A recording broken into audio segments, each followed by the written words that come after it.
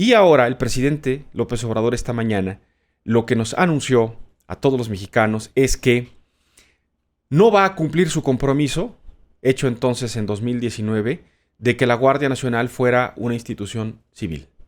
Desde el punto de vista del presidente, la Guardia Nacional debe de quedar en control del ejército. Y para ello el presidente hará un decreto.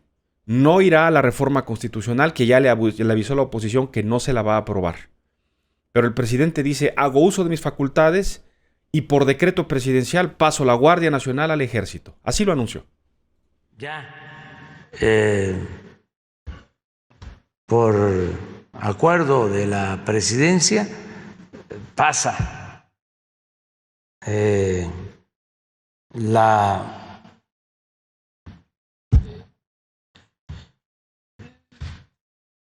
seguridad que tiene que ver con la Guardia Nacional completa, ya pasa a la Secretaría de la Defensa. Ya la cuestión operativa está a cargo de la Secretaría de la Defensa, pero voy a emitir un acuerdo para que ya por completo la Guardia Nacional dependa de la Secretaría de la Defensa y esperamos nada más el resultado de la reforma. Pero ya quiero que sea la Secretaría de la Defensa la que se haga cargo. Además de este decreto, el presidente anunció que habrá una modificación también a la estructura y a las funciones de la Secretaría de Seguridad y Protección Ciudadana que encabeza pues un mando civil, Rosa Isela Rodríguez. También dijo el presidente que el próximo 16 de septiembre será predominantemente orientado, dijo, el desfile militar a los actores, y los actores principales serán los integrantes de la Guardia Nacional. Para entender mejor si lo que el presidente, amén de lo que en 2019 quedó plasmado en la Constitución, para saber qué es lo que pensaba el mismo Andrés Manuel López Obrador hace algunos años del tema de la presencia de los militares, siendo claro un candidato, un aspirante a la presidencia. 2010, vamos a escuchar a Andrés Manuel López Obrador de 2010. Andrés Manuel López Obrador, aspirante entonces del PRD a la candidatura presidencial. Lo fue, compitió contra Enrique Peña Nieto, perdió en las elecciones, pero entonces criticaba de manera muy clara, muy abierta, la estrategia de seguridad de Felipe Calderón, en el que dice habrían enviado al ejército a las calles sin ninguna estrategia, y el presidente decía no se puede por ningún momento, bueno, no el presidente, López Obrador, candidato, decía no podemos aceptar un gobierno militarista, así lo decía.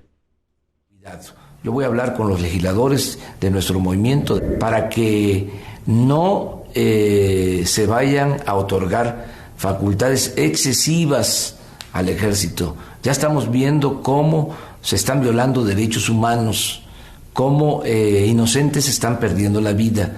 No podemos nosotros aceptar un gobierno militarista. Además, esto no le conviene ni siquiera a la misma institución militar. Los han lanzado a la calle a una aventura, es toda una estrategia fallida, que regresen los soldados a los cuarteles. Este es un asunto que se tiene que resolver de otra manera. Bueno, pues algo cambió en la idea, en el concepto. El gobierno, el ejercicio del gobierno hace, por supuesto, que algunos ideales, algunas ideas, algunas visiones, algunos conceptos y diagnósticos que se tienen o se tenían del país se vayan transformando. Y este polémico asunto de darle al ejército el control de la seguridad y el control de tantas otras cosas es sin duda uno de los que más inquietan. En este espacio lo hemos dicho. Ningún país que le ha entregado tanto control al ejército, con antecedentes en el que el ejército, amén de su labor y del reconocimiento que en México se le tienen a las Fuerzas Armadas recientemente por su papel y gran desempeño en tareas de rescate, de ayuda a la población, de seguridad, sí llama la atención, por supuesto, que este gobierno que tenía en su dirigente principal una postura antimilitarista sea justamente uno que deje en tal nivel de control al ejército en este momento. La pregunta es, ¿qué va a pasar cuando López Obrador no sea más presidente, no sea el comandante en jefe de las Fuerzas Armadas militares? ¿Quién va a tomar el control? ¿Quién va a regular, digamos, lo que no se puede regular? Porque, dicho de otra manera, pues el ejército tiene sus propias reglas. En fin, de ese tamaño es lo que esta mañana se informó. No es menor, no es menor, pero ahí queda, para la historia.